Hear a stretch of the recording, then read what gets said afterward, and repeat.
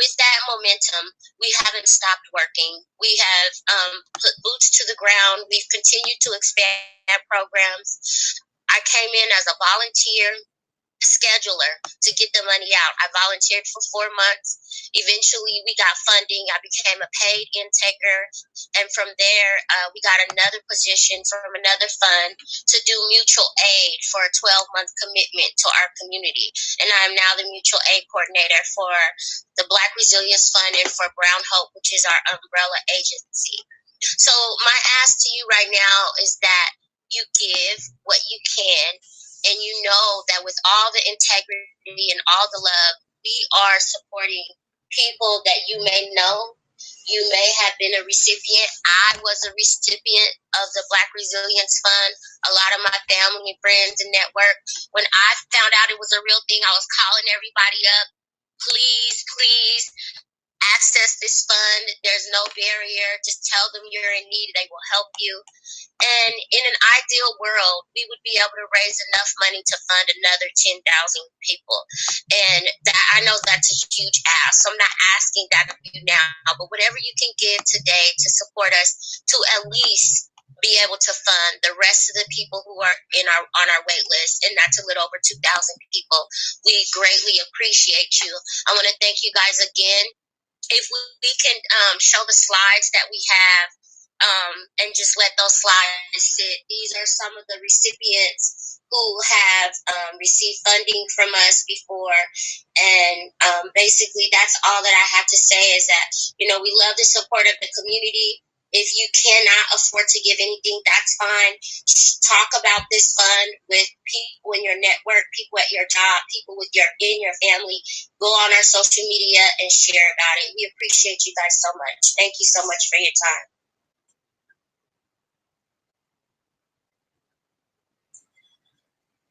Thank you so much, Anisha, for bringing that awesome Resilience Fund and Brown Hope to our attention. So, all right, PDX WIT community, it's time to join PDX WIT in supporting the Black Resilience Fund. Anyone who donates right now through the end of the event will be entered to win another round of prizes from Hunwar and Abbey Creek. So get those donations in. PDX WIT will also be matching all funds raised during this event. So let's go big.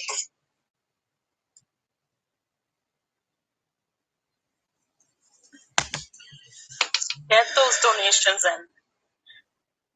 Black Resilience Fund is doing amazing things.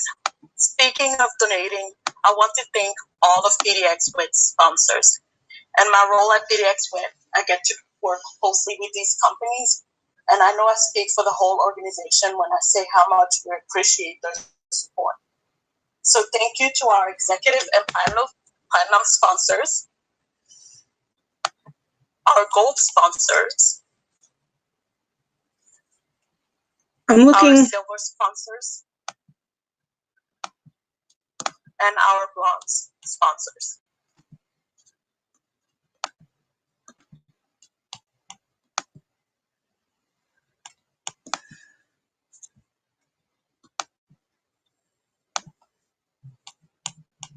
So it's time to highlight a couple more Black women in tech history and tech now. First off, we have Kistine Monkhouse, the CEO and founder of Patient Orator, a digital health platform focused on using storytelling to improve patient experience and population health. She is a former healthcare frontline staff who saw an urgent need to build bridges across communities in healthcare. Her work is at the intersection of public and private health, using stories to bring awareness to the importance of improving the health of people and communities, with the focus on catalyzing storytelling to address social determinants of health. She is an award-winning documentary director of the film Humanizing Healthcare, a narrative-driven, emotionally paced documentary about healthcare experiences in the United States. The PDX WIT Podcast Innovators segment is actually interviewing Kistine for an upcoming episode, so be sure to subscribe to the podcast if you want to learn more about this amazing woman. And finally, we We want to highlight Dr. Jewel Plummer Cobb. Born in 1924 in Chicago, Cobb's passion for science was in her genes. Her grandfather, who had been enslaved, received his pharmacology degree in 1898, and her father was a physician. Growing up in a STEM-focused family nurtured her interest in science, but discrimination and segregation meant her access to academic opportunities were Who is slamming doors? She continued to face discrimination when she entered college at the University of Michigan. Cobb transferred to Talladega College in Alabama, where she flourished and graduated with a bachelor's in biology. She continued her education at NYU and ultimately earned a PhD. Her foundational skin cancer research from the 1950s through the 1970s continues to impact research in skin cancer treatment options today. Dr. Cobb passed away in 2017 at 92 years old and left behind a legacy of caring and advocacy. Today, we are deeply grateful for her research and amazing accomplishments. Just a reminder to get your donations to Black Resilience Fund in so that we can get you can get entered into the raffle. We will be drawing names soon. All you job seekers, get ready. It's time to hear from recruiters who are on the lookout for you. So we have a few recruiters who will each have 30 seconds to tell you about their company and what jobs they are hiring for. After we hear from all of the recruiters, they will be hanging out in their company Slack channels, which we will link you to share open positions and connect with you in real time, answering your questions about the company and roles they have open. If you have not already joined our Slack and want to participate in this virtual job seeker section, join it now. The link's in the chat.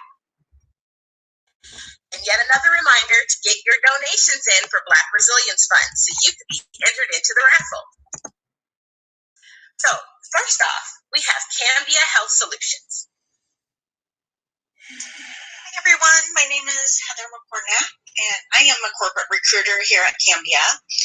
We're a nonprofit healthcare solutions-based company. We're based out of Portland, and we've been around over 100 years, and we have a great reputation for hiring women in leadership, very diversity-driven, and we're extremely innovative in our technical stacks. Right now, we're currently hiring for all level of technology roles, from our DTS and entry-level positions all the way up to very experienced levels. So feel free to visit our career site and view all of our open positions, and also feel free to go to LinkedIn and connect with me there. I'd be excited to chat with you guys later too. And I will put our link for the careers in the chat.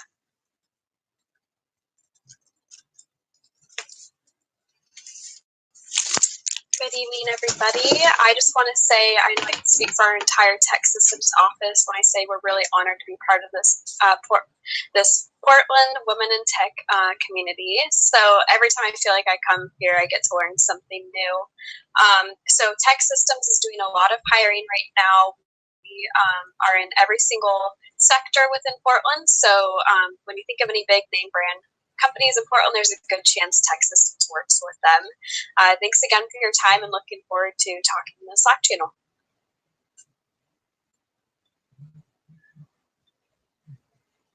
Hi everyone, good evening. A little bit about Slalom. Slalom is a no-travel, privately held consulting firm where we focus on business strategy and technology transformational projects for companies of all sizes here in town.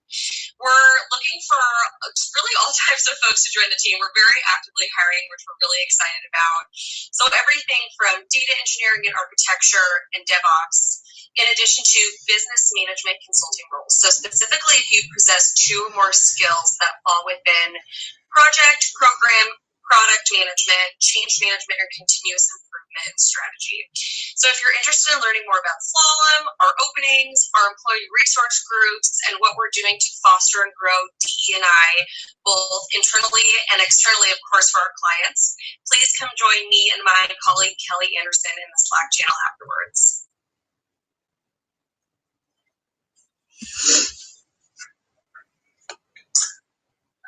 Hello, everyone. I'm Tim Butler, Senior Technical Sorcerer from New Relic here in the Portland area. New Relic is the industry's largest and most comprehensive cloud-based observability platform business. And basically what we do is we build software to help other engineers do their jobs better and faster. Essentially, the software allows them to visualize, analyze, and troubleshoot their software and their entire tech stack, and giving them a single source of truth for what they're trying to monitor. And the cool thing about us is that we are always hiring. And while we are headquartered in San Francisco, our largest footprint actually is here in Portland office. And that goes for technical positions as well as non-technical positions. So I look forward to meeting many of you later on in the Slack channel, and I'll be sharing some of our open positions that I'm working on as well as other positions that we have within. And it's always great to be here. Thank you. Hey everyone, my name's Nick, and I'm a technical recruiter for the TA team at AltSource. We're a 200-person tech consultancy based out of Portland with offices in Austin, San Diego, Florida, and Vietnam. We're focused on custom software development and digital transformation.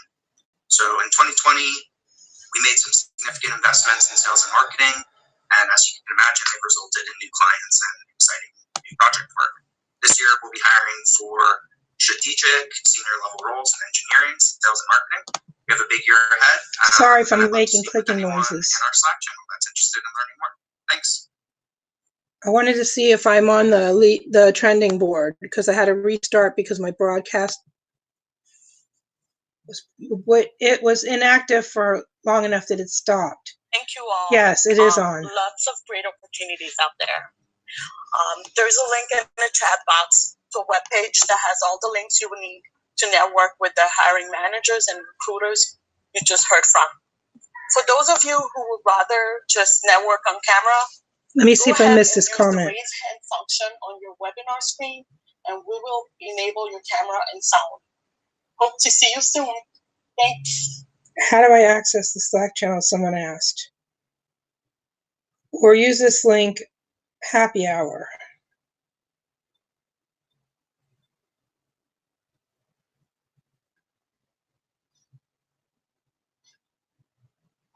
Join our recruiters in the Slack channel. Huh.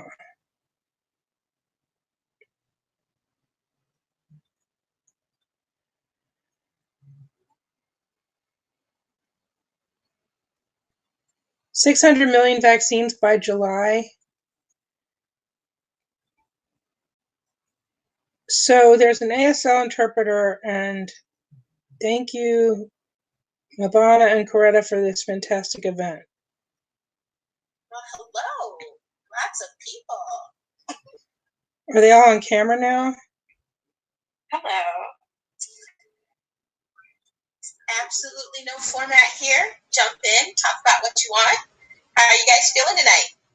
We've actually also got Sunshine here who's going to do a little icebreaker for us, I think. Right, Sunshine? Yes. Welcome, everyone. Hi, Alicia. Just a reminder, any of our attendees, go ahead and raise your hand and we'll get you on camera. Okay. Well, hello, everyone. Thank you so much, you guys, for allowing me to do this quick intro. It's an alphabet game, basically. And so I'm inviting all of you. By the way, I go by the pronoun she and her.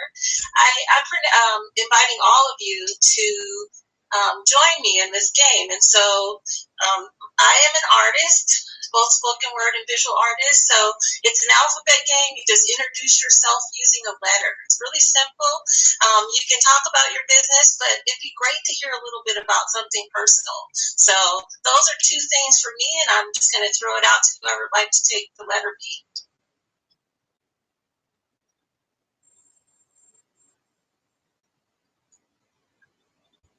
I'll go. The letter B is for Black Futures and Black History Month, which is what we're celebrating here. And I'm just truly inspired by the speakers tonight and the stories of the women who have shaped the past or shaped the future and are continuing to shape it. So, yeah. And my name's Elizabeth, she, her. Thank you, Sunshine, for introducing this exercise. Do I pick the next letter, or does the next person just take a seat? We're going consecutively. The letter, by the way. Anyone can jump in.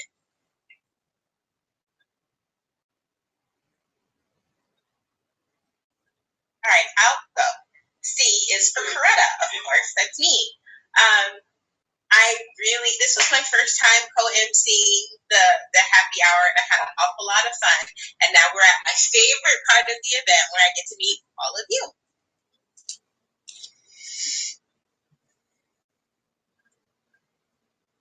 All right, somebody jump in on D. I'll go because I'm Dawn, and D is for Dawn.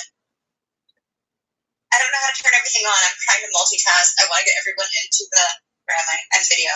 I want to get everyone into the raffle, but also D is for Dawn, obviously. I mean, D is for other things too, like Diana or Dan or anything else. But and M is for mustard. I'm just gonna jump ahead. Sorry. That's all. I'm happy to be here. I'm gonna go back to doing what I'm doing so everyone gets counted. Thank you. Have fun. I'll jump in for E. I'm excited to be here and catch this happy hour, especially aiming for Black Futures and Black History Month. My name is Whitney, and I'm from Autodesk, and I'm more on the marketing side, but I love coming to PDX WIT events because I always learn so much from all the other people here, and I can lend a hand if anyone's curious about Autodesk. So thanks. I'll jump in for F. I was waiting for F for it being my first time. Hi. I was invited here by Sunshine, so thank you so much F for F COVID. It's been a pleasure meeting everybody. I'm Janice Ingelston, and I can't wait to get to know everybody. I'm also new in town. I'm a Texan, but I've been here for a year now, so technically not that new. I think you and I have been here about the same amount of time. Hi, everyone. My name is GM. So we're on letter G, right? I do have a consulting business called Gemini, which also begins with a G, and it actually stems from GM and Hello. I. So I have a partner who thinks a lot of me. But I'm just grateful to be here. Our consulting business does work in young children, and we're very frank about race and the role of anti-Blackness in my own race, Latino race, and deconstructing whiteness and uncomfortable things that are so needed now. And I'm just grateful to be here. Thank you. I'm stealing H. Hey, it's Hazel. How is everybody? Gotcha. So nice to see all of you. I don't know what to say. I miss you all. It's really fun to be back. Coretta, Mavana, kudos tonight. Kudos. Nice job, nice job. Hi, Elizabeth. Hi, everybody. All right. I'm done. I'm going to go next. I'm going to take I, because I was going to take H for happy hour, because I missed seeing faces and people, honestly. And I don't get to do enough of this, but thank you for the invite. I'm Joe Moria from Matrix Networks. We're one of the sponsors here. And I also came from another OEM here in Portland in the past, where PDX was a major player as well at HPD. So definitely love to be part of this and just, be part of the community and hopefully help people and connect people and network people and just be a resource. Thanks. I'm going to take J and jump right on in. My name is Talonda Newborn, and it's truly a pleasure to be here. I've seen Keela and Onisha on the agenda tonight, and I knew I had to be here to support. I have another one I got to go to in 13 minutes. But I hope that we all take the opportunity to celebrate the positive contributions that we have all made to history and that we're making moving forward. So I celebrate each and every one of you on tonight, and I hold space for you. So good to see you. I'm going to jump in with K. Hi, Talonda. My K is for Keela. I just want to say, everyone, thank you again for having me on this platform tonight. This is awesome. You all are doing amazing work. Congratulations to Onisha and the work that the Black Resilience Fund is doing. Phenomenal work for the Black community is something very, very beautiful and important. And again, thank you for my time to speak about Cambia Health Solutions and the work that we're doing both internally and externally. I'm going to be dropping here in a few minutes, but I wanted to thank you all again. Be well. Hey there, I'll jump in with L for learning. My name is Matthew, pronouns are he, him, and I feel as if I did actually learn so much from the session earlier tonight, and just from hearing all these perspectives. So thank you so much. Certainly the Resilience Fund, it's amazing work that's being done there. And I don't know most folks yet. This is my first time, but hi, Elizabeth. I'm with Kiva. Kiva is a nonprofit microfinance organization that works in about 75 countries to promote social equity and economic justice. I work in the engineering group at Kiva, so we're always interested in talking with folks about how our mission can connect both the technical ecosystem and also exploring opportunities for folks to join in the Kiva team. We are, of course, hiring in our engineering group like so many other folks. It's great to be here. I'm going to go ahead and grab M, and I'm going to say M for mentor/mentee, because I'm a part of the PDX-WIC mentor-mentee program, and my mentor is here, and it's Roger Cummings. And I just want to say I'm super grateful for the program. It has really helped me with my job search as a new software developer. So thanks to all of you at PDX-WIC. Thanks to my mentor, Roger Cummings. Oh, and my name's Laura Foster, and I'm new to this. So I can't even see who's talking because I'm on my phone. I just want to say hi to Miss Sunshine and Thalanda, and thank you guys again so much. They are warm, beautiful faces, you know, from my social networks when I used to have a social life, and it's just so good to see you in this setting. Now who's talking? Are you thankful for Mercedes Whitecap supporting you too? I didn't see you, cousin. I was just going to text you and wonder if you even made it. Yeah, I made it. I heard you. Okay. Oh, it's Onisha Black Resilience Fund talking. Just so folks know, we're about to surpass 500 in donations, so keep them coming if you want to get entered into that raffle. Even if you're not still here when we draw names a little later, we'll be sure to reach out to you. So anything helps, and PDX-WIC is fully matching whatever comes in. So donate, make us go broke. Oh, awesome. I'm going to jump in on O. Partly because my last name's Oborn. There are a lot of O's in my family, actually. Oborn, my daughter's name's Olivia. My parents' name is Oberg. There's a lot of O's running. But I'm also with Oregon Entrepreneurs Network, so OEN. My name's Amanda. My pronouns are she, her. I'm really grateful to everyone who presented tonight and to PDX-WIC for hosting the event. We, too, are hiring, but not in a technical role. It's in a sales role. Happy to chat more with anybody who might be interested in learning more about that. OEN is doing some cool things this year. We just announced a new partnership with TechFest Northwest today. It's kind of a new rebuilding phase for us, and we're excited to get more connected here. So thanks again for the invitation. And I'm going to take P for puppies. I'm obsessed with dogs, and that's where I spend a lot of my free time. And my name is Sarah Becker. I'm here with Matrix Networks, which is one of the sponsors. Joe is my colleague joining me today as well. And we're both account executives. And we're actually fairly new to the company and new to PDX-WIC. So this is my first event I'm joining, and it's wonderful to meet all of you. And we have some information about CCNA program. I think Elizabeth is going to tell you guys about it at some point, but I'll be the person for questions and any questions you have about our company. So thanks, everyone.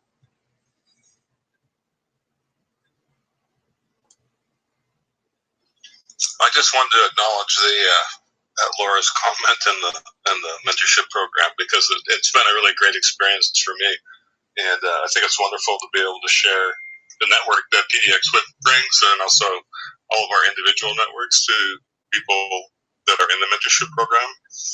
And I think it is all about mentoring and networking and trying to raise our collective level of competency and consciousness. So it's fun to be here. I really appreciate participating, and she made me blush, so thanks.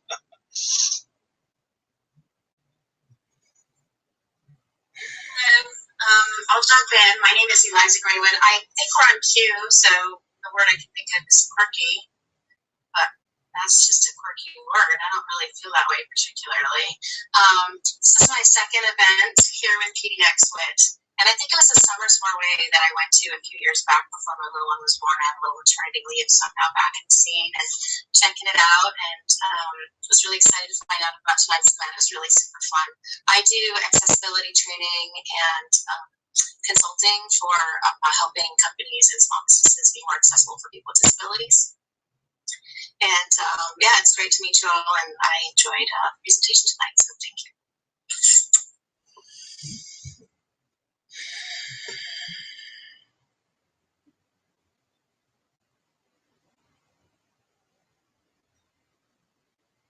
Okay, so I guess I'll go. I was waiting for S, and so I'm going to go to S because I wanted to do S. So this afternoon I attended a meetup. My name's Alana Davis, sorry. I attended a meetup, and this amazing woman spoke about a stack of money that she has on her desk. And so that's why I'm picking S, because she has this fake stack of money that she keeps on her desk to remind her that money is not scary, and that you should ask for what you want. So anytime you see this huge $10,000 stack of fake money, it's no big deal. Just ask for what you want. So I ordered my stack of money, and I can't wait for it to get here because it makes you feel like it's not so scary. So that's why I wanted to ask.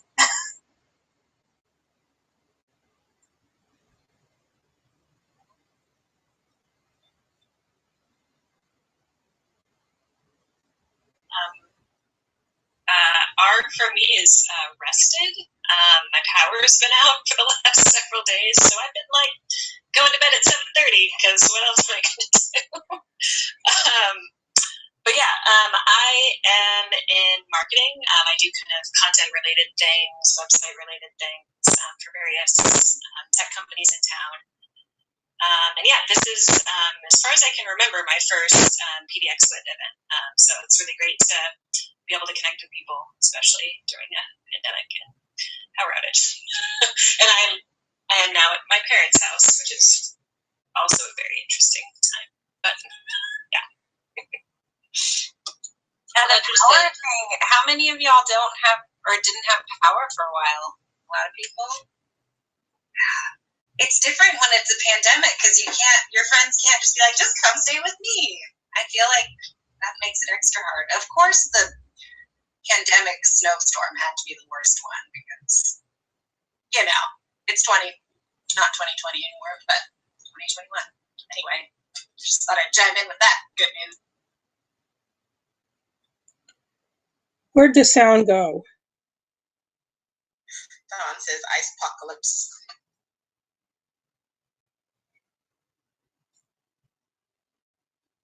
Don't forget to donate. Thanks to those who already have. We're going to do the drawing pretty soon here, and then we'll wrap up. But I believe, what letter are we on? We're on T. All right, who wants to take T?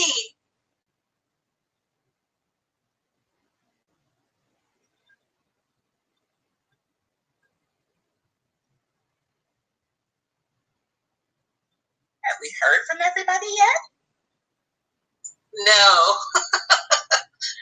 Just 26 letters in the alphabet. We have 45 people on the call.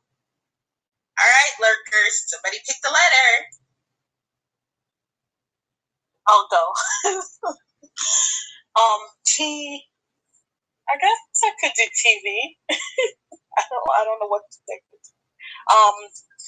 Yeah, I'll do that. I watched the movie. Is it? Damn it! Sorry, guys. So good, cute movie.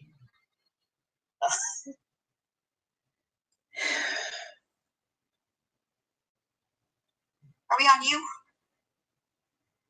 I'm gonna do uplift, and I'm gonna hold on 1 second. Aaron and a couple of people are asking how to get on camera. Just click on the raise hand button and someone will get you on. Thanks, Greta. I was going to do you for Uplift. I was going to shout out one of the businesses that we were supporting this month with love from PDX. Inger creates awesome gift baskets, customized, and they have a bunch of local products. She works with a bunch of different companies. So we love her and want to give her our love this month. My name's Madeline, pronouns she and her.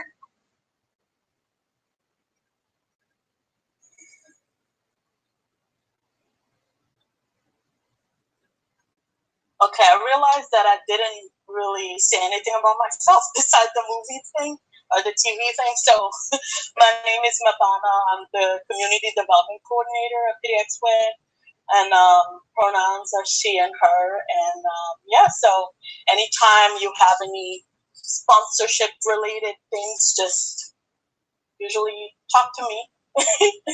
And Elizabeth. I know what happened now.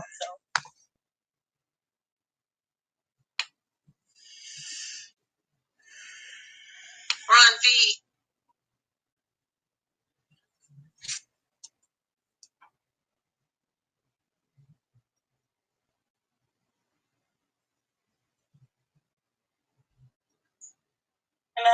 Can I take V even though I already went? Vacation? Right? We all need it. Someone typed in the chat. Oh, yeah. Vaccine, yeah. Yes, vaccine would be nice. Victory over COVID. Okay, I think I'm going to do the raffle. People are holding their breath this whole time. Okay. I was. That's why I've been off camera. So you don't want to see me turn. Come back. All right. Okay, so we did the raffle, and it went round and round and round again. And our first winner for the Abbey Creek Winery is Alana Davis. Can you see me? I realized it got really dark since this happened. But Alana! Woo! Okay. I'm going to turn a light on for the second one. I didn't want to interrupt. If anyone wants to W before I do the raffle. Okay, we're switching. Let me see if I can find the feed. What happened was I lost the chat because she put me on, she turned on my so that I could be on screen. So I was still muted and my camera was still off, but I could have turned it on at that point because that's why I lost the chat. All right, let me look. Where's the link for Women in Science? Women in Science. I'm looking. Women in Science. I know I registered, so where's the link? All inboxes.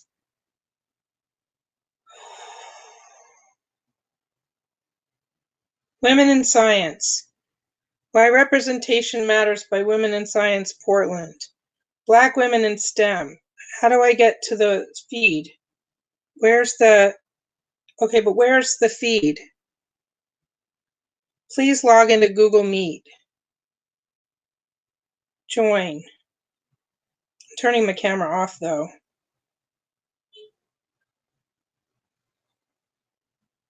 Oh, it was turned off for me anyway.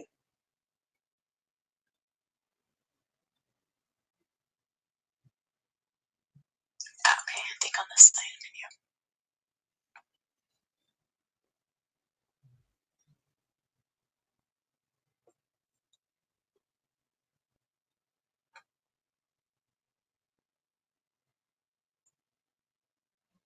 I'm going to change the title to, what did I say? How is everybody? Y'all quiet. Black Women in STEM? Y'all too quiet for me. Well, how about you? I'm good. It's a Wednesday. Is anyone impacted by the snow and weather? Oh yeah. It's only Wednesday, baby. Only Wednesday. Yeah, I just feel for people right now. This weather is no joke. my family's in Houston, and they like have rolling blackouts right now. Luckily enough, they actually have power, but I think most people don't even have power, and they had a pipe burst in their kitchen. So Texas just like wasn't ready. Why did I get kicked out? Jeez.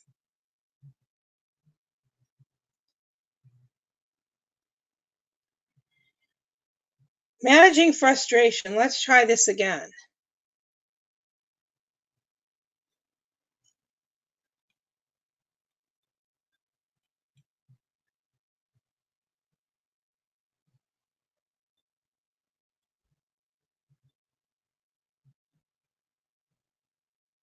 Period.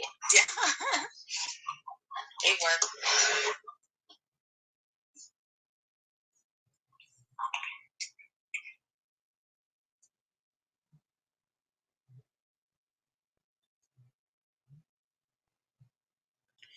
Hello. Oh, I know what I did. I tried to unmute myself and I hung up.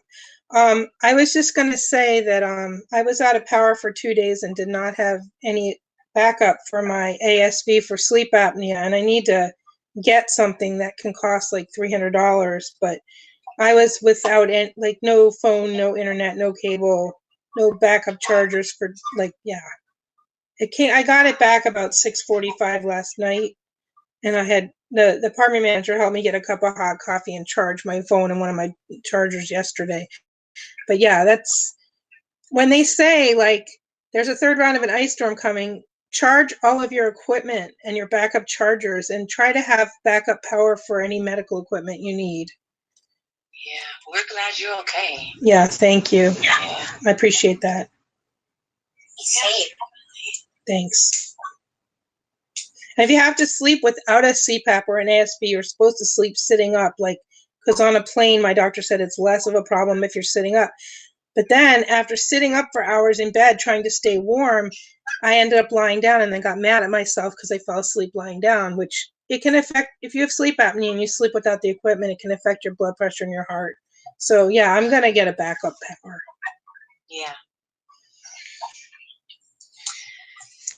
Okay, I think people are still kind of trickling in, but I think that's fine. I'll go ahead and get started. So I do want to welcome everyone and thank you all for joining on this Wednesday evening. I know for me, Wednesdays are, I think, the longest day of the week. I always start early and I end late, so I really appreciate you all taking the time to join us, and a special thank you to our panelists for taking the time to join us as well. I'm going to put a couple of things in the chat. So the first thing is a link to Women in Science PDX's full code of conduct, which I'm going to flash up in a second. The second link is for if you are so inclined to donate. Women in Science PDX puts all of these events on for free, but of course there is funding that's needed. So if you would like to donate, there's a link for that as well. So my name's Ngazi Lownson, and I'm a volunteer with the Learned Science Portland professional development community. And so I tried, with the help of Astrid and Hillary and Julie and so many others from Women in Science PDX, to pull together this panel to talk about why representation is so important for especially Black women, but I think in general in STEM. So I'm going to share my screen so I can show the code of conduct, and then I think we can go ahead and talk logistics. Let me share.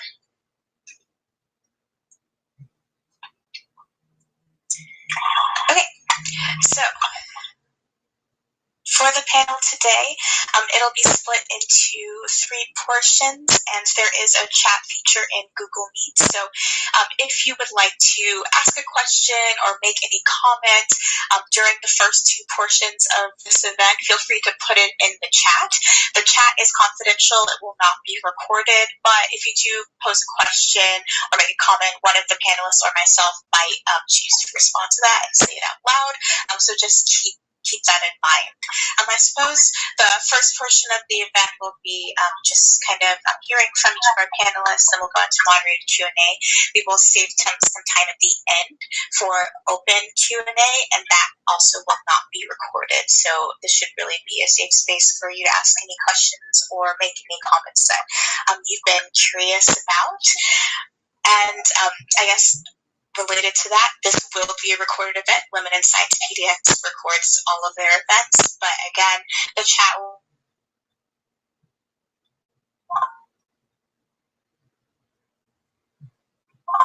Did I freeze or did she freeze? Oh, can you guys not hear me anymore? Oh.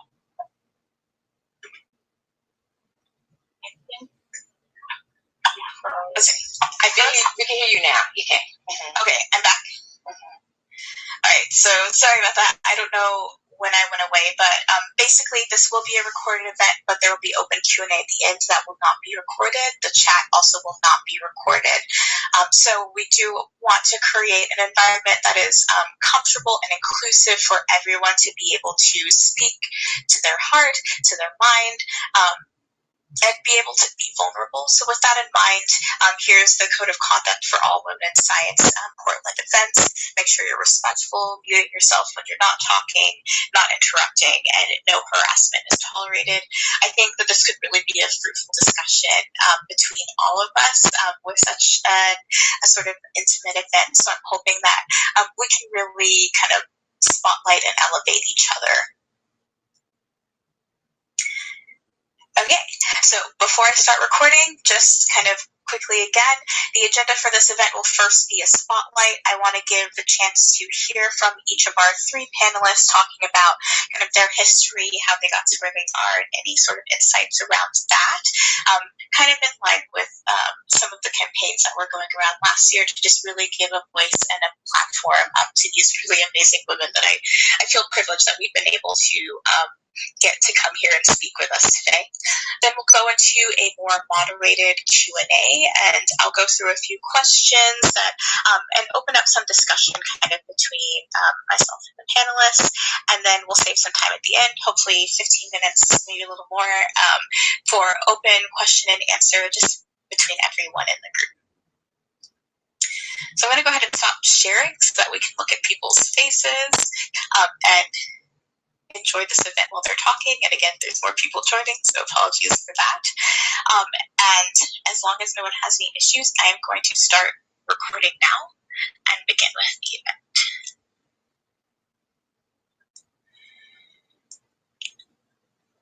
All right, so I'm recording. I'm in Ghazi. I did want to take a moment to introduce the three panelists, Kristen Smith, Tiffany Grant King, and Talia Ndada. And I don't think I could do any justice to introducing kind of who they are. So I wanted to save the first portion of this event to give each person a chance to really talk to who she is, give us some context. They're all in different geographical locations, I think different kind of like industries or professions. So it'll be really great to hear a chance to get a chance to hear about that before we go into the Q&A. So I'm going to start with Kristen, and maybe you can give us a bit about yourself. I just want to thank everyone for allowing me to come and join this discussion today. I've really been looking forward to it. So my name is Kristen Smith, and I am a fourth-year emergency medicine resident at a level 1 trauma center in Philadelphia. I completed my undergraduate training at Case Western Reserve University in Cleveland, Ohio.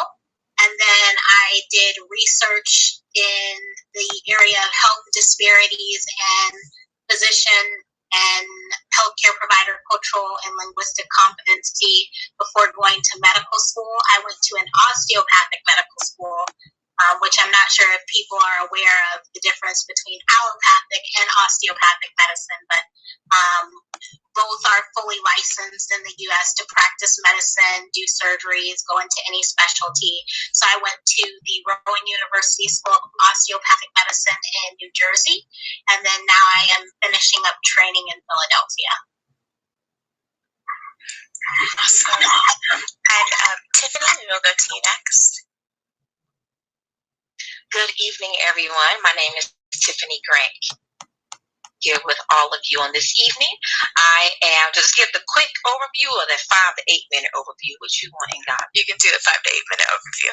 Oh, okay. You can go into it.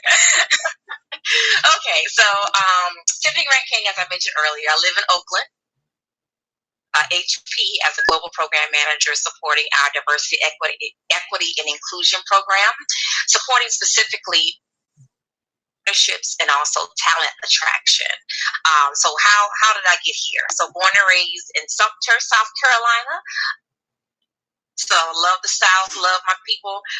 Went to University of Tennessee, Knoxville, got my undergraduate degree in mechanical minor in business. While I was in undergrad, I actually completed a cooperative learning program in which experience in the paper industry, pharmaceutical industry, and automotive industry. So in terms of number, from a typical 4-year, it took me 5, which was still awesome. So that experience is something I could never replace. And then it was like a talk, grad school, or do I go into corporate America? And I said, well, I go into corporate America, I probably never go. I said, let's go ahead and apply to grad school, and applied and accepted an offer into the PhD program at the for mechanical engineering, and made my trek from South Carolina out to the Bay Area, where I've been actually 2 years into the graduate PhD program at UC Berkeley. I say, this is not for Tiffany. So I wrapped up with my master's, completed that term, took about 9 months off, and then took my trek America World, in which I spent 6 years at the Clorox company, taking stints in packaging engineering, 2 years in manufacturing, and then 2 years in something that some of us may recall like consumer product marketing roles. So how do we the products that we're developing and making are what our actual consumers want and desire to have. Around 6 Her sound's going in and out. Change and shift. So I left corporate America, and I actually started my own consulting business, engineering, because I was really concerned about the way in which Black and Brown youth were being educated in America. I'm not that much older than them, but it seems like they're getting less in terms of experience and exposure. So then I did that work. Years focused on K-12, then I added 3 years focused on higher ed, and a lot of my mentees happening in corporate America. And I said, okay, it was not happening. So some of the things that they were experiencing were the same things that I experienced. And I said, well, and one of my mentors was like, well, Tiffany, the only way you can really figure out what's really not happening in corporate America is if you America again. So miraculously enough, this opportunity and position opened up, and I learned about it for it, and went through the rounds of interviews and was accepted, and I joined HP in December of 2018. A little more than 2 years, but just ensuring that I stay focused on my purpose when it comes to STEM and being an engineer, growing up in the South. When I say grow up in the South, like, we have acres of land. I worked on tractors with my dad. It's something that I started early on, being hands-on, building things, building houses and barns. And so just having that mindset going over now into this HR role, totally different, but still understanding the importance of the impact and the impact for the next generation. So in this role, and just trying to continue to ensure that we are removing our systems that are in place that are preventing the access for diverse communities to really have movement and impact in the world of STEM. That's me. And I got a husband, but that's it. Thank you. And Toyin. Hi, I'm Oluwatoyin Dada. I go by Toyin. I am currently a radiology resident, first year at a hospital in New York City. Wanted to thank you for allowing me to have an opportunity to speak with you. So about me, I am a first-generation Nigerian American. I'm one of or Kale Kids. Born in New York, moved to Jersey, went to Rutgers, and I studied biology.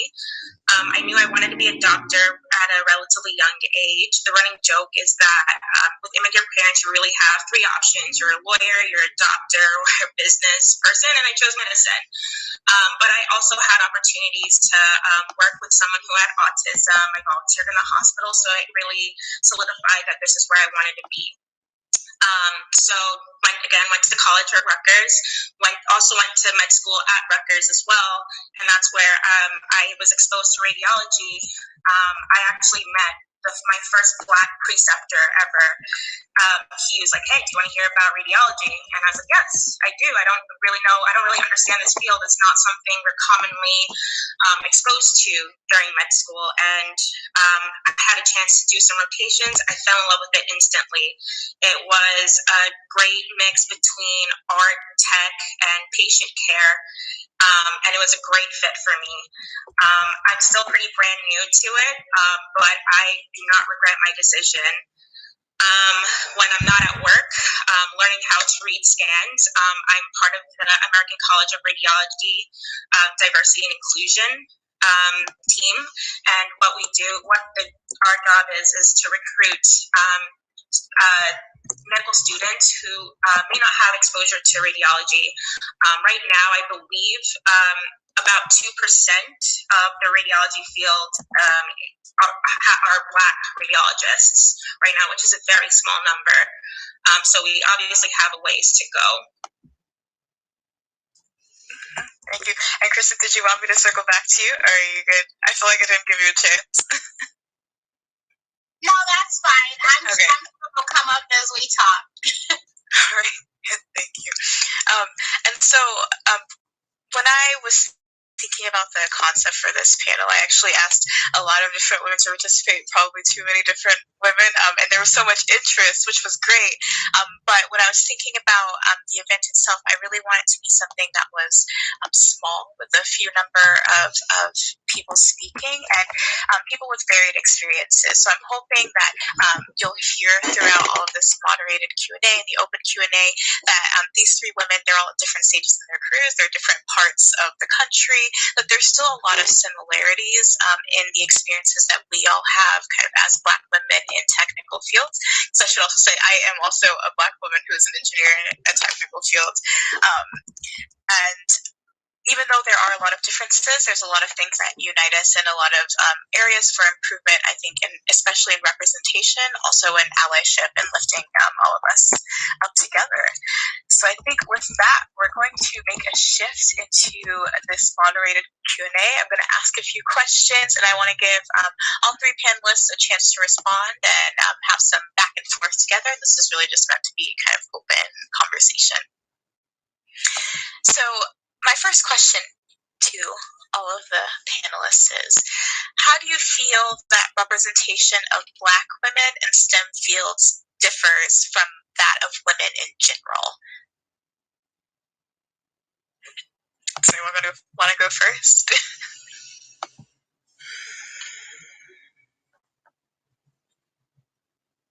I think Kristen was going. Go ahead. Go ahead, Toyin. Sure. Well, I mean, I imagine that the number is we're not well represented. Otherwise, we wouldn't be having this event. I would say personally, I hadn't really seen a Black woman as many of my teachers in high school, in college, and even in medical school. That was the first time I saw a Black woman. Currently in my program, I am the only one that is a Black woman. There are other Black men. So unfortunately, we're not there yet. We've got a ways to go for sure. I definitely agree with Toyin. So growing up, I think I had a African American doctor once, just, going to the doctor. It was once when I had to go to the ER for some reason that I can't remember. And then it wasn't until throughout my college classes in undergrad, all of my science classes, I had no professor professors of color, whether that be African American, Indian, Asian. All my professors were white.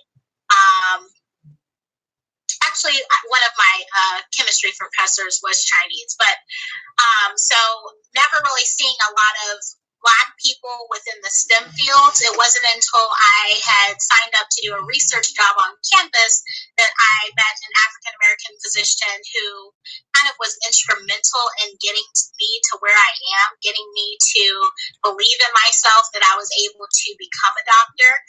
I had always wanted to be a doctor from a very small age, but I had some barriers and some things that came up along my path, and especially in college when you're taking college level coursework that you may not have been properly adequately prepared for with your high school coursework. You sometimes encounter some issues with standardized test taking and knowing how to study the right way for these difficult classes. And it really wasn't until I met this particular physician who really kind of gave me that confidence that I knew if she could do it, I could do it too. Because there's so much power in seeing someone who looks like you, who has gone through a lot of the same struggles you have gone to, know how to speak to you in a different way. And like Toyin mentioned, there just is not enough representation, whether that be in all the STEM fields, medicine, engineering, mathematics. It's really difficult. At my particular program, I am one of 2 African American females in the program. So I definitely understand how isolating at times it can be and how difficult. And just to stand in agreement with what everyone has already shared, I think when I read that question that you said, it's like in comparison to that of women in general, I've never thought about it that way. To be honest, I think when I go home, I'm typically used to being the only female, and I'm used to being the only Black. That question kind of threw me to even make me reflect on what has my experience been. I think at the University of Tennessee, Knoxville, we did have great diversity was reflected there. There was one Black professor in the industrial engineering department whose females flocked to her for mentorship and for guidance. It was just awesome seeing her in that position at the university. To UC Berkeley, it was limited there as well. So just in terms of looking for that female example, I think I would always look for the black example, because I was always a part of like minority programs or African American this. So just looking for my community wherever I was choosing to I found to be of the greatest importance to me, and then I would bring in others as I saw them come into the same space. But there's definitely a lack. We're in the world of tech. Tech has less than 5%, Black African American people. To me, that's totally unacceptable, especially for the simple fact that we all use tech on a regular basis, and should be in innovation and just to its overall development in terms of how it can actually impact our lives, but even to be used in medicine, in all different industries and different areas. So I think there's a lot of work to do. Can definitely increase with all the efforts that I'm sure all 4 of us are doing.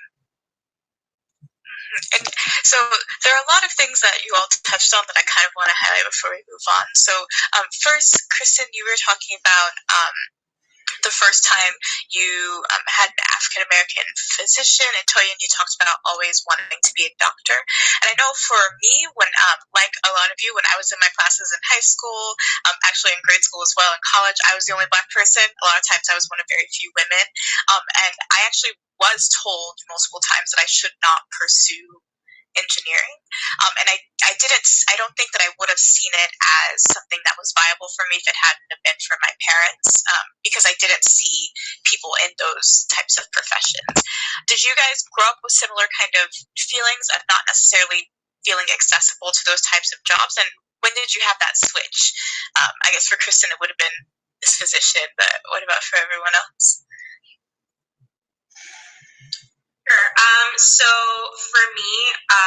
think in high school, I had a lot of friends who said, I don't see you as a doctor, which was kind of threw me off. Like, why? Why don't you see me as a doctor?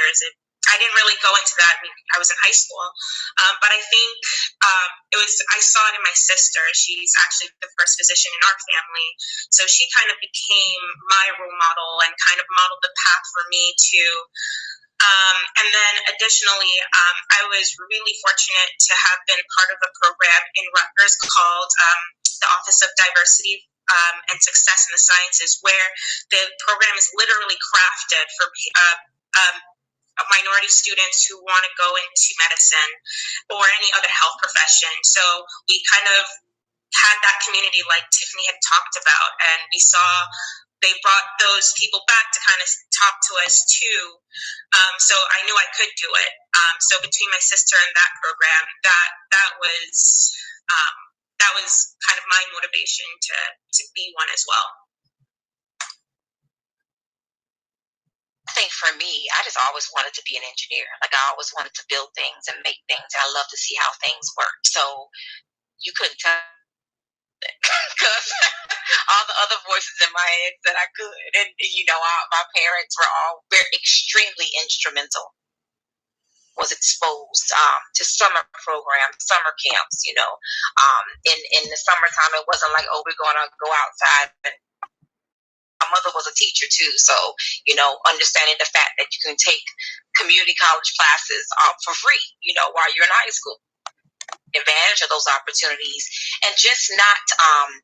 So, unfortunately, I was just telling a parent that we, as in terms of Black families, eliminate ourselves and our kids from opportunities before they even apply.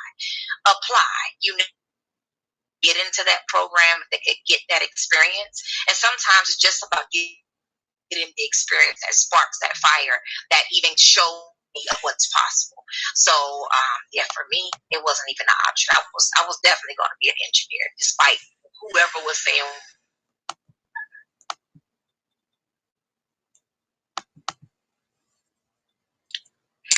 I think another thing all three of you kind of touched on is so there's representation and having a person in your life or someone that you see that looks like you and the empowerment that comes from that. And then there's also a degree of exposure, just being exposed to different things in your world being expanded. And I know, Toyin, you're doing that with radiology.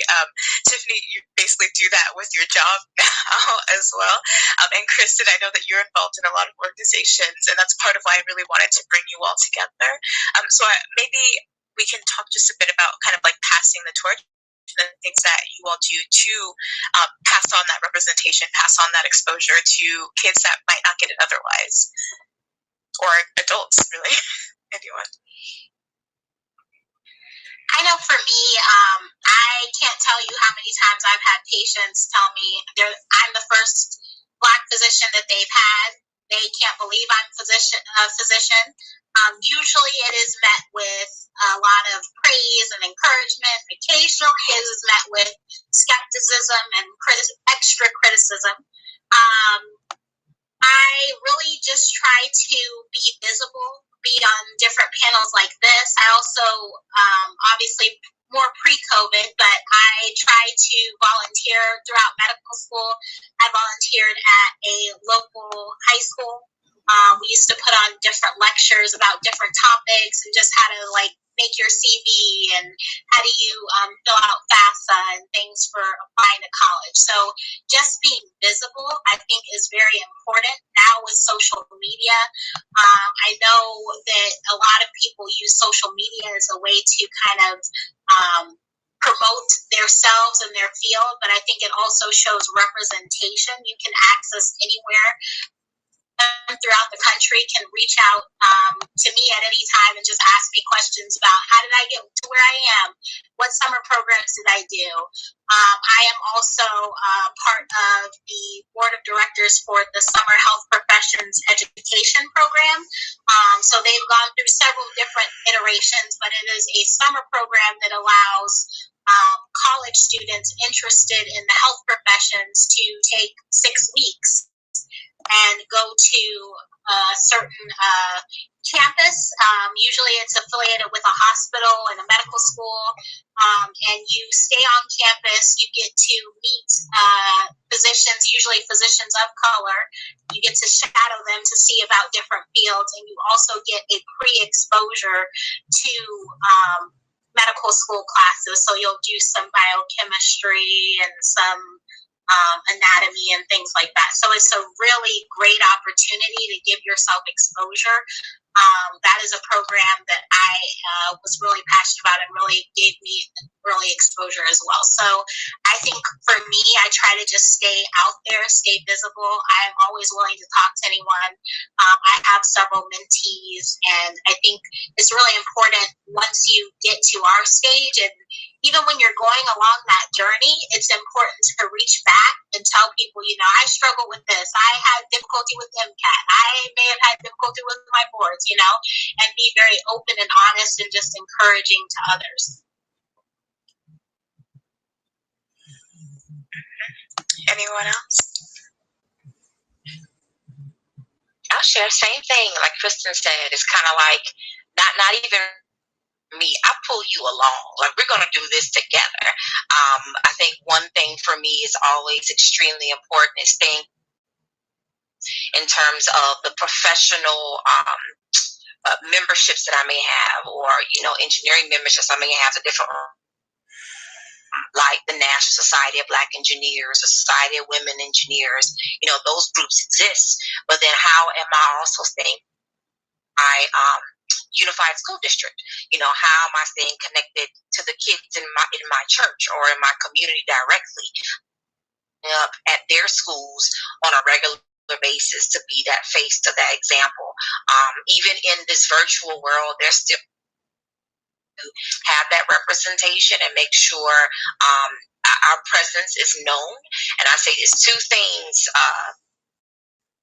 exposure and then also awareness. So not just making the parents, making young people aware opportunities, but also making sure they get exposed. So making sure they register, making sure they show up, make sure they come back to you and say, well, Miss, this at this camp or this 2-day conference they're doing. There's so many different opportunities that are taking place right now on free, that if there is anything you want to learn or be exposed to, I'm as highly encouraging them to, you know, pack your little pack, because we all get a little, you know, restless sitting in front of the computer for a few hours, but pack your little snack pack and, you know, have to the side, but make sure you're present to learn, because when our world does eventually open back up, you're then going to have the barrier for registration or costs for travel. So we don't want those barriers to prevent them from getting that exposure now. I agree with everything that was said before. Visibility is definitely very important. And I guess the one thing I would emphasize is it can happen at any stage of your career. I'm a little bit at the beginning, but there's always someone behind you that could use a little support and a little bit more sponsorship. So there's a medical student behind me that I can grab. There's a medical student can grab someone in college and talk to them. There's no shortage of opportunities, and it's never too late to learn or pick them up. Yeah, definitely.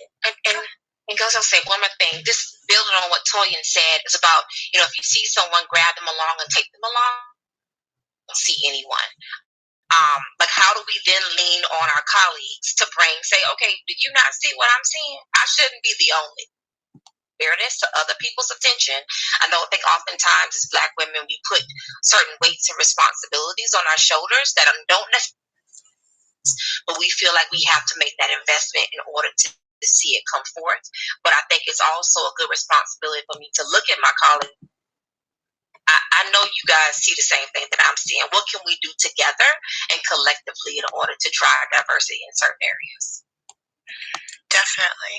And yeah, and we're actually going to come back to that, I think, in a little bit. But one thing I also did want to ask is, since you all are kind of in the business of opening doors, is there anything that you see that is really different from when you were kids to now that you're kind of paving the way for others?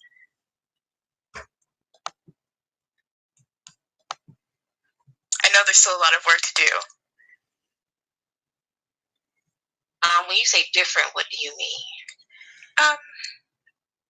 Do you think representation has gotten significantly better? Do you think people's experiences are different? Or do you think a lot of the same things that you experienced, like when you were in undergrad or when you were doing your master's, people are still kind of seeing today in mass? Black women. Yeah.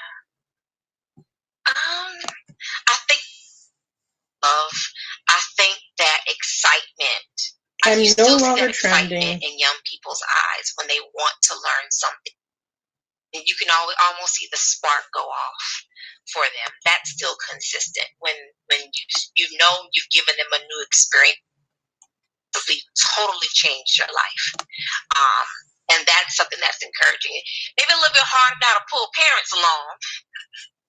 This is a priority for your kids, but once you finally get them to see the priority in it, just seeing that spark in a life, I think that's still consistent. The difference is, I don't know if I can speak on that one, but I'm gonna hand that off. I was just wondering.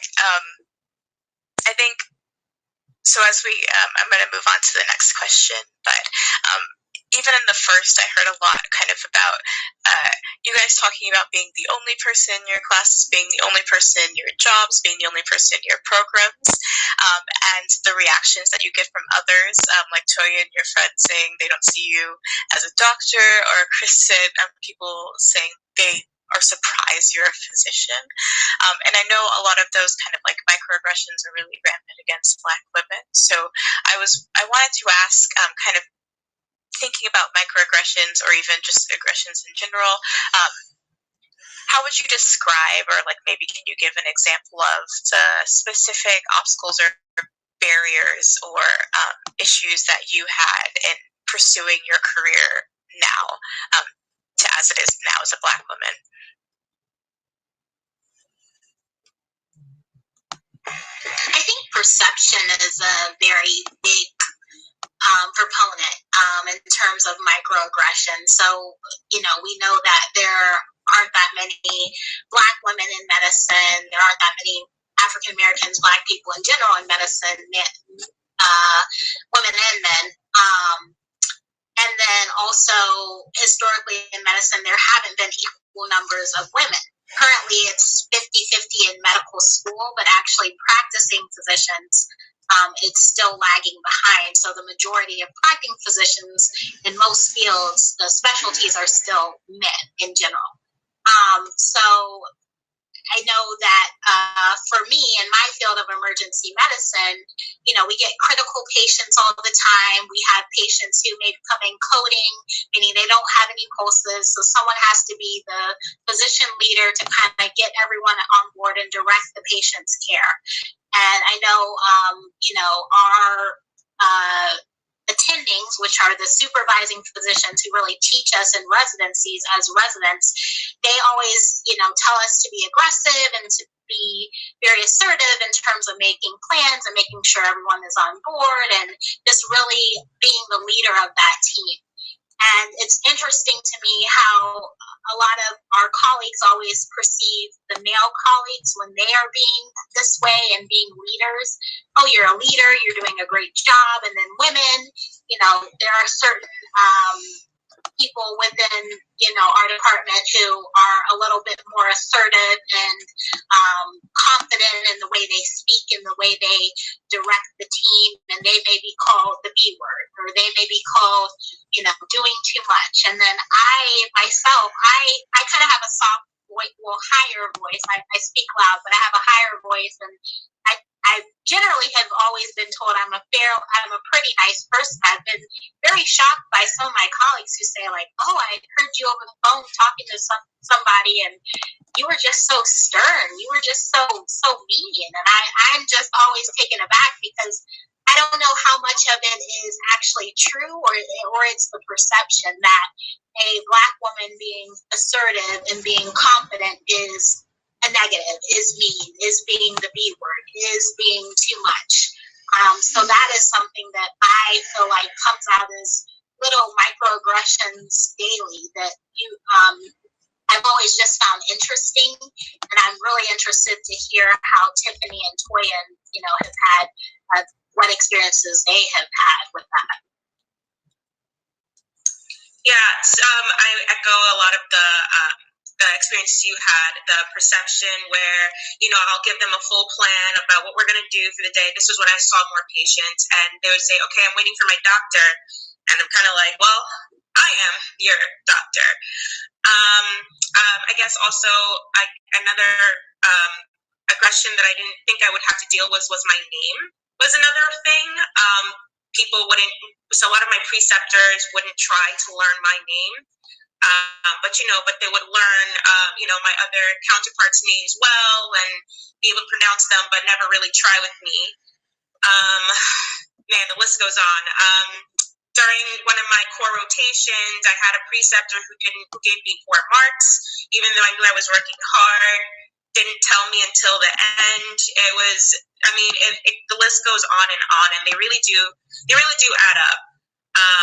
But yeah, those are the preception thing is definitely one of the bigger things that we deal with, especially in the medical field.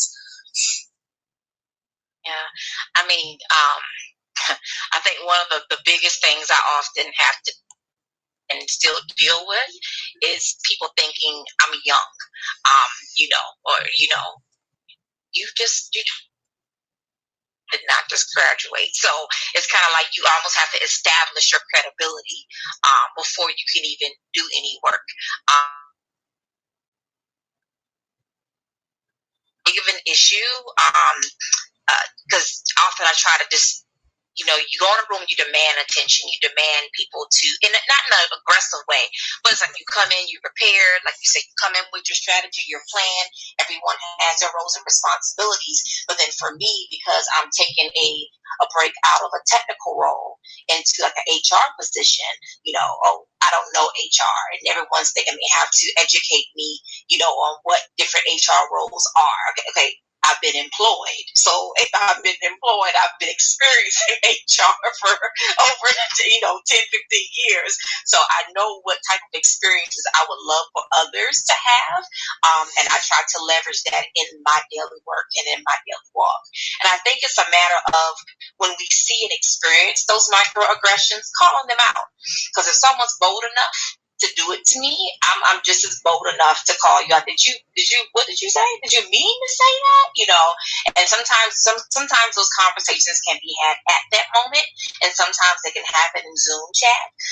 But as long as they are addressed, because the only way someone may know that what they've done is a microaggression is if you expose it to them. I know one thing that we have, and Ngazi knows, is that HP is unconscious bias, and I often say bias is not unconscious. Like you know exactly what you're doing. So your experiences may help influence, or your lack of experiences may give you the boldness to say or do certain things. We're going to educate each other together along the way. So I think it's definitely important that when we experience those biases, that we call them out and we educate together. We all learning on this process and journey together. And so when you've experienced an aggression or any type of bias, have you always felt empowered to call it out yourself? Or have you ever been in a situation where you're like, I don't know if I'm the person? I've always felt empowered to call it out myself because I don't want to experience it again. And I don't want, if they've done it in front of a group of people, for others to feel like, oh, it's okay to do that. No, it's not okay for you to do that. Because I think it's kind of like when you were little, your parents, if they let you get away with something, they didn't address it, then you felt like, oh, that must be okay. Like, no, but if you got a little pocket on the hand, then you knew not to do that again. So I think it's very important for you to know that you have that power and for you to leverage your voice. Oftentimes I see people go silent. And sometimes you may need a pep talk, or I'll see people go silent. And I think that's when I can step up in defense of someone else, when I recognize a microaggression that is happening, that I speak up on their behalf. And then that gives them makes them feel empowered. So hopefully the next time they're in a space, they're feeling comfortable and confident enough to call out microaggressions that they may be witnessing at that time.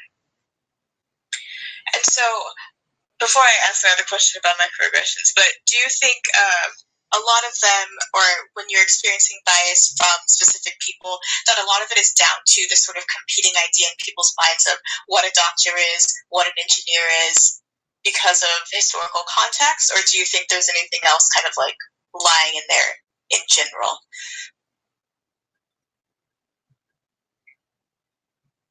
I think even in there, your definition of who someone is based on your experience. So I think that's probably the best way. So until you're exposed to something new and something different, sometimes you don't, or you haven't sought to find other differences from what your norm is, then it's legitimate to a point for you to have that reaction or that response. I think Kristen or Toya can probably speak to this. It's kind of like now that after, because when I came to the Bay Area, I had never had a Black doctor, physician. But when I came to the Bay Area, I said, okay, I'm going to find me a Black doctor, a Black physician. So it's something that I wanted to invest and, make sure my care was being overseen by someone who could relate more directly to some of the challenges that Black females may experience, during our childbearing years, and not having to educate my doctor every time I went in to have a conversation with them if something was arising with me physically. So, yeah. Kristen, Toya, did you have anything you wanted to add?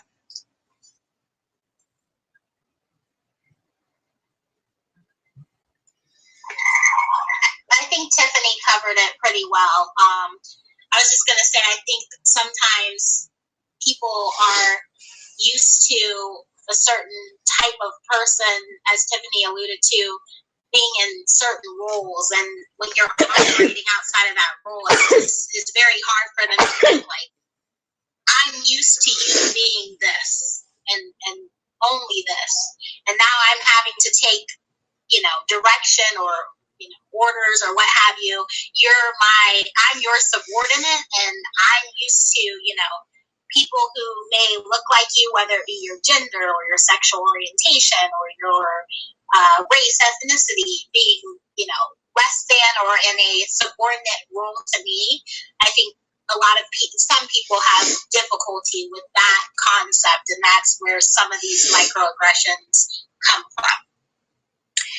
And so, Kristen, you mentioned earlier about like social media and how that kind of has helped with representation because you can have access to really anyone in the world.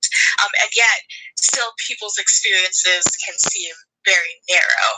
Do you feel like with sort of this rapid globalization and I guess like social media-ification of the world that representation is moving at the same pace as that rapid change? Or do you think it's slower? I think that sometimes you can, social media is a part of the world and the way things are now, but you can't, it's kind of like TV. Everything that you see on social media is not true. So I think a lot of times you may think that there's more representation than there actually is, depending on who you follow on social media. It can be a very narrow place to go. It's like when you are interested in a certain topic, you only go to these certain websites, or you listen to news only from this certain stations. So you're constantly being fed all of these fact points that are in line with your own belief system. So I think a lot of times, social media may actually make it seem like things are really better than they actually are. I think that, when you compare, I know in medicine, when you compare, there's a documentary coming out soon. When you compare the number of Black men who were in medical school in 1970 to today, there were more Black men in medical school in 1970 than today. What does that mean about society? What does that mean about representation? To me, it means nothing has changed. Nothing has gotten better. If anything, things have gotten worse. You would think that, what is that, over 50 years, you would think that there would be more representation. So it's definitely still a problem, and I don't think that, while I think social media gives you superficial access to a lot of different people and does allow you to see that other people who may look like you or have some traits that are similar to you are doing some of the things you want to do, you can't let that make you believe that everything is just this, everything is improved. And or Tiffany, Torian, did you have anything you wanted to add? Yeah, I think Kristen kind of mentioned it. I agree. If you looked at my Twitter or my Facebook, you would think that 90% of the physician force was African American, when we know that is not the case. But like you said, it has made mentorship and sponsorship easier in that you can access these people if you want to, if you're looking at different opportunities. But at the end of the day, I don't think the amount of us or the representation that has really changed in the last how many years. Yeah, I think that's actually, it highlights a really important point that now at this time of social media, we can see kind of like all the highs and all of the lows. We're exposed to, it's Black History Month. People are posting their favorite, like Black women or Black men in history. You're getting exposed to these scientists that you might not have learned about in school. And it can feel like things are going a certain way depending on what you focus on. But perhaps that average of sort of enfranchisement or disenfranchisement of especially the Black community is pretty equitable to what it was kind of years ago. And so I think with that in mind, when you think about representation of Black women in STEM, especially at this point in time with current events like COVID-19 exacerbating the digital divide, with the Black Lives Matter kind of protests, I think even stigmatizing parts of the U.S. further. How do you feel like that has or could exacerbate some of, I guess, like some of the obstacles Black women face when pursuing technical positions? Or do you think it will? Or do you think it'll help? I think it has. So I think it's a matter of us acknowledging the fact that there will always be barriers. So if it's not a COVID-19, it's going to be something else. If it's not this, it's going to be that. But understanding what is that roadmap that we can provide to people to go along, to build and frame their own journey, and letting them know that it is possible. Yeah, you're always going to have distractions. You're always going to have people saying you can't and can't do or you can't achieve.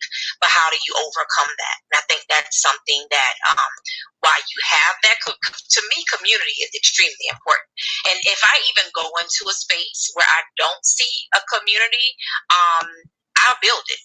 So I'll easily build my own community because that's what I need in order to thrive, in order for me to be successful. And I always encourage people when they go into new spaces, find your community, build it, whatever that looks like for you, but make sure you find your support system in order to achieve the purposes that you may have for being there.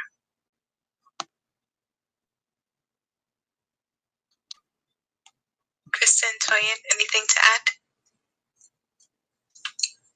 I think if I got your question correct, you're asking did COVID-19 exacerbate or make things worse for Black women? Am I better? Yeah. Or better? Okay. I would say, I think with COVID-19, I think it has gotten a little bit worse. I was reading a couple articles last week, and I know that Black women make up a lot of what we consider to be essential workers that keep our communities running, and I saw that the employment rate is actually has doubled among Black women. Additionally, I don't know if anybody's been following the news, but a woman, Dr. Susan Moore, passed away because of COVID, and this is a woman that we would consider educated, understands what's going on, can advocate for herself, and she still did not get the care she deserved. So, I think in light of with COVID going on, things have gotten a little more unequal. And like Tiffany mentioned, there is going to always be a barrier, but we can definitely work through it. And if I can build on what you said, Toyin, for me, it could have gotten worse, but I think it also exposed to everyone else what already existed even before COVID-19. Because before COVID-19, we still had those disparities happening in the medical field. We still had, injustices happening. We went to the workplace. We still had to overcome so much. I think COVID just exposed it at a greater level. That work has always existed, and no one really, as a whole, as a country, really taking on that mantle to address them. I totally agree with that. It's really the exposure piece that I think COVID has really, brought into the consciousness of just the American public, people who aren't Black or brown, to realize, it's like they just learned it yesterday. There is health disparities, and there is racism in medicine and racism in the U.S. It's mind-boggling to me, really, how many things, how people feel like a lot of this information is new. I am hoping that it leads to a lot of long-lasting changes. It's yet to be seen if anything will really change because of this new level of consciousness and wokeness, if you will. But I definitely think COVID, as Tiffany and Toyin said, has made a lot of things worse in terms of, COVID has directly impacted Black women and the Black community harder than a lot of other communities in America, including, all peoples of color, Latinx, and also indigenous communities have been particularly hit hard by the virus, have had a lot of deaths, mortality and morbidity, losses of jobs, all those things. So it definitely, I think it's made things worse, but it's definitely brought a lot of these social issues to light, and it's yet to be seen what this new consciousness, what the effect will be on the social environment in America. And so I do kind of want to follow up on that a bit, but given the time, I'd like to spend the last about 15 minutes or so of the moderated Q&A switching to allyship. So my first question that I want to pose to you all is, can you name a time in which you've had a really great ally representing you, or a time in which you wish you did, and what kind of stood out to you about that experience?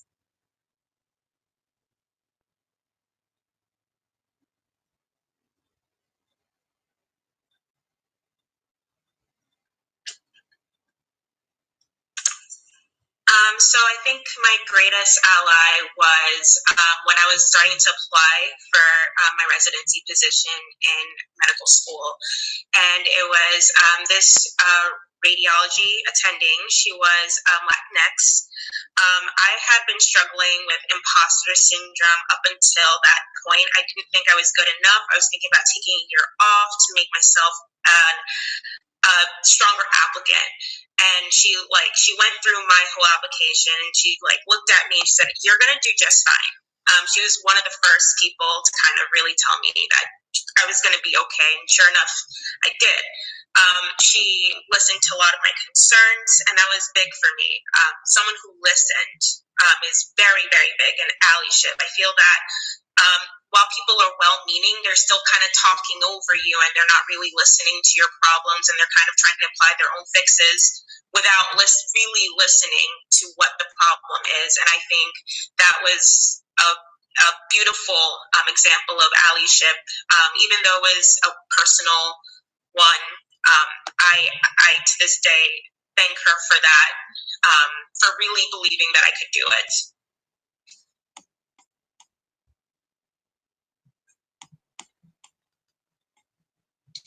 me, Kristen?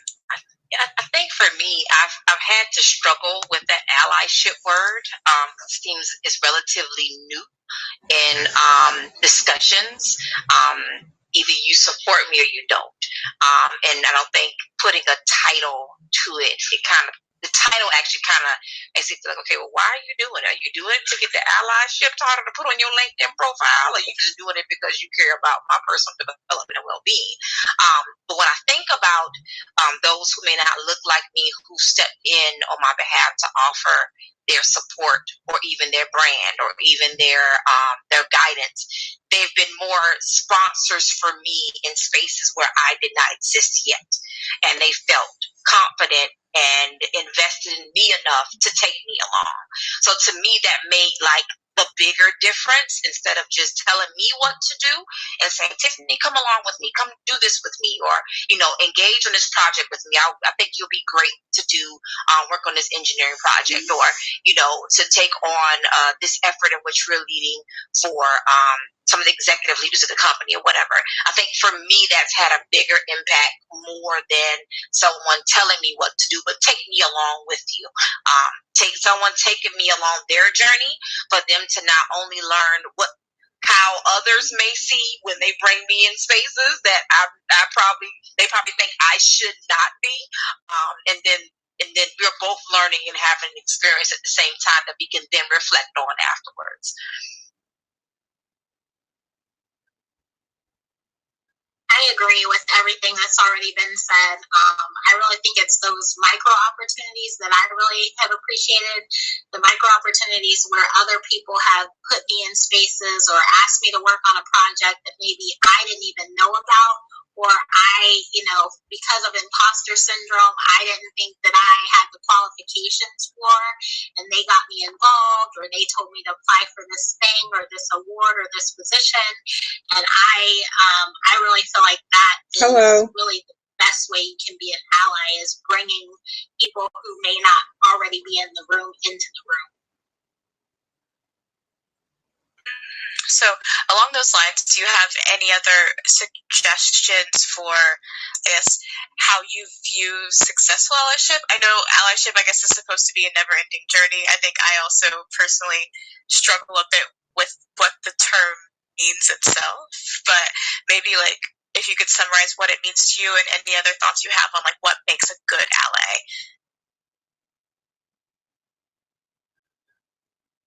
I guess I'll go first, but to me, it just means being a support person for anyone else, and being a sounding board, if you will, and being there in the fight or the struggle or what have you with them, and being willing to do the work. I also think that a great ally is someone who listens and learns from that listening. I think that a lot of times I have friends and colleagues who may have different backgrounds than I do, and they may have different experiences than I do. And I think it's important as an ally that you're not always quick to dismiss their experience and say, oh, that's not what that person meant, you're just being overly sensitive. You have to be respectful of that person's experience and that person's perspective. And I think that is key to being a good ally, is making sure that you are open to hearing different perspectives other than your own.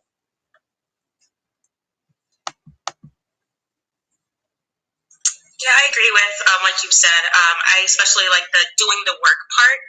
I think with the whole Black Lives Matter movement that's happened over the summer, everybody's saying they're committed to diversity, but in terms of actual work that's been done is very, very variable. So doing the work, the internet is free.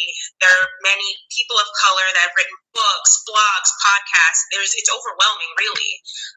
Just doing the work and not putting someone of color in the place of having to teach you, because it's not really their job to do that. But definitely committing to the work is a big, big part of allyship. Even just saying that you support isn't enough. completely agree with both of the ladies, what they've shared. And my sister's a surgical nurse, so one thing that they often in your medical world is like situational awareness. So just being aware of what's happening around you. And I think if people just open their eyes and just take a look in terms of who's in the room and who's not in the room, and what role could you play, even as an individual contributor. You don't have to be a director or a people manager in order to drive impact and drive change. But just what can you do as an individual contributor or person to actually change the situations and change the environment around you to be more reflective of some of these pledges and promises that many of our leaders or government officials have made when it comes to diversity in the spaces in which we move and live. If there's one lesson that you or item that you might share with someone who really wants to make an impact in the realm of representation in STEM or adding diversity to their company or their community, what is one thing that you would share with them to do or keep in mind?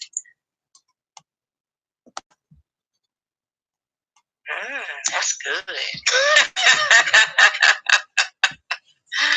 Oh, goodness. I think one thing, I recently read an article about how people of color can't see some of what may appear as extra attention as, what's the word they use? As someone almost pacifying them or giving them something because, of their skin color, of their gender. But just thinking about it like, you deserve this. And I think people have to, if you're going to operate and move in DE&I spaces, don't do it thinking that you're doing it because, it's like a good deed or the woe is me and I want to do a good charity for a certain group of people. If you do it with all of your heart and mean it and have real investment in it, or just send a donation so someone else can do the work and be genuine with it. I think people can often see when you're not being genuine and authentic in your reason for supporting DE&I.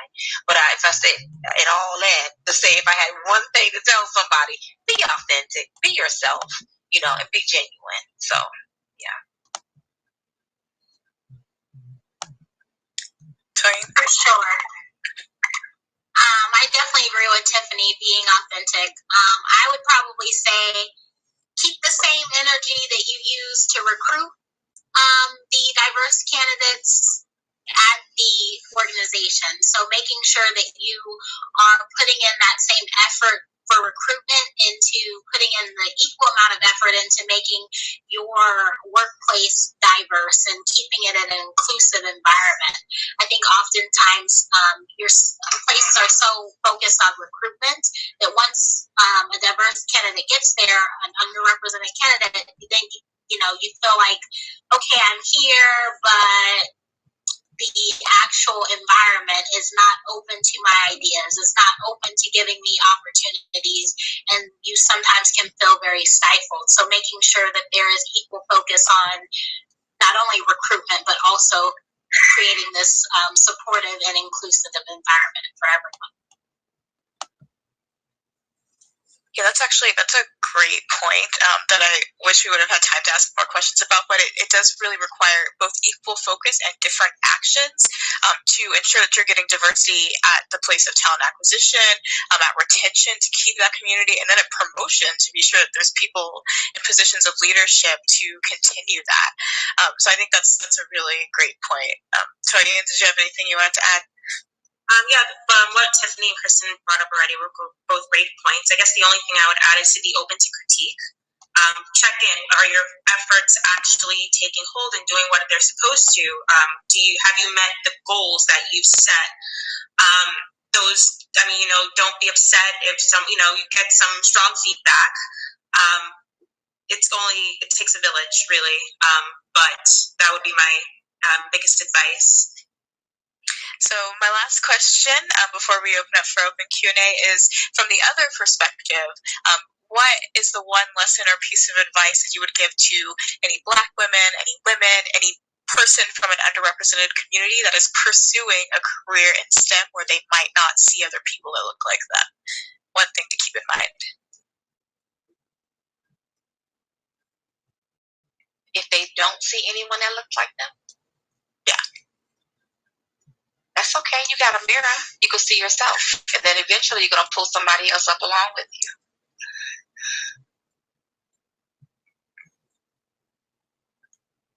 That's great, Kristen.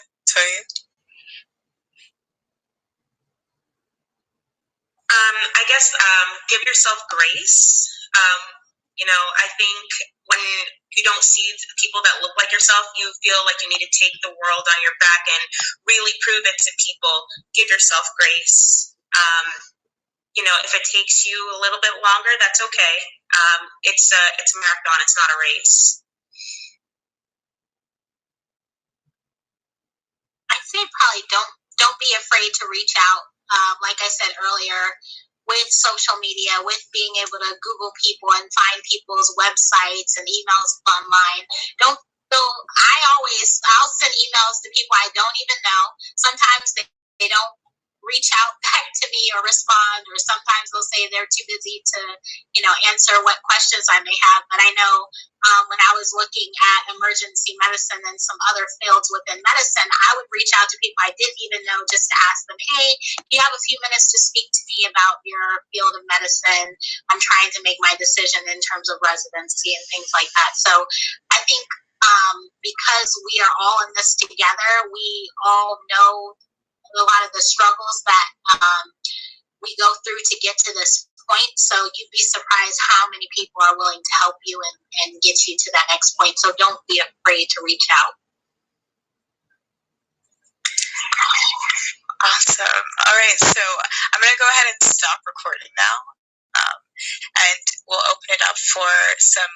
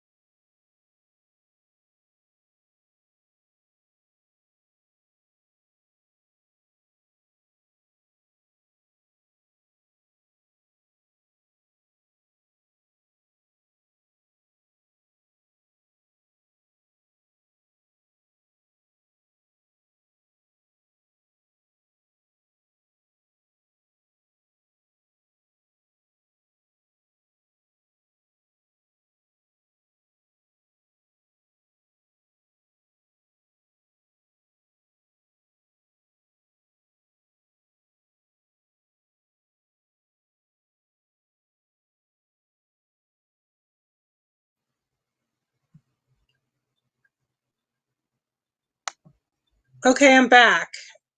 I'm gonna try and pull up the feed for the Tom Grant reunion show. Your photo with the most comments of 2010. Wow.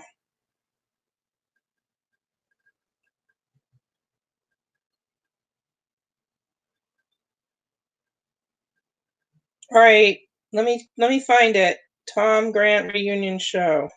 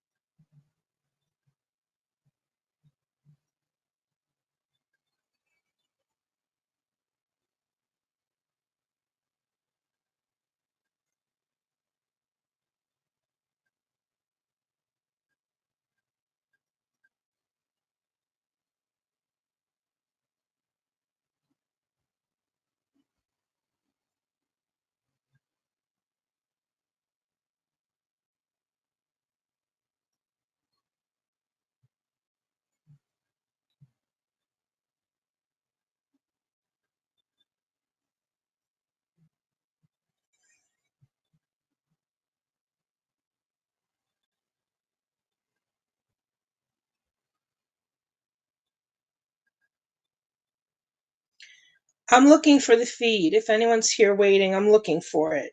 I wasn't looking that fast because I was reading something, but let me just look at, okay, here. Happening now. Where's the feed? Join event. It's on YouTube. Tap to unmute. So that means, why don't I hear anything?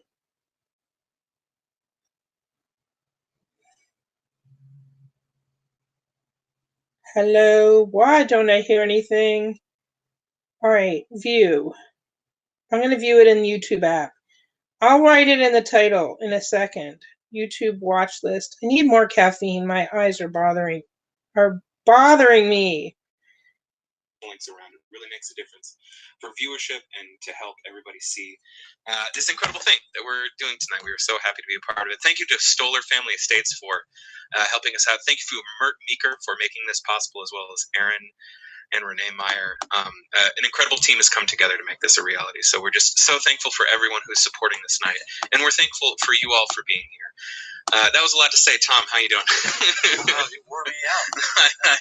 I know Thanks, Moses. This is our host with the most, Mr. Moses, and Left Door Streaming is responsible for the great technical vibe of this presentation.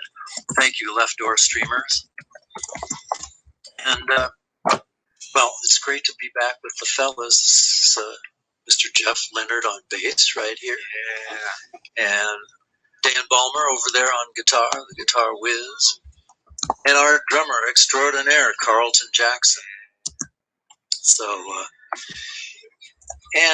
usually I say to the folks out there watching us, send us your requests. But I think I'll say it anyway. Send us your requests. We do have a list of songs that we're committed to doing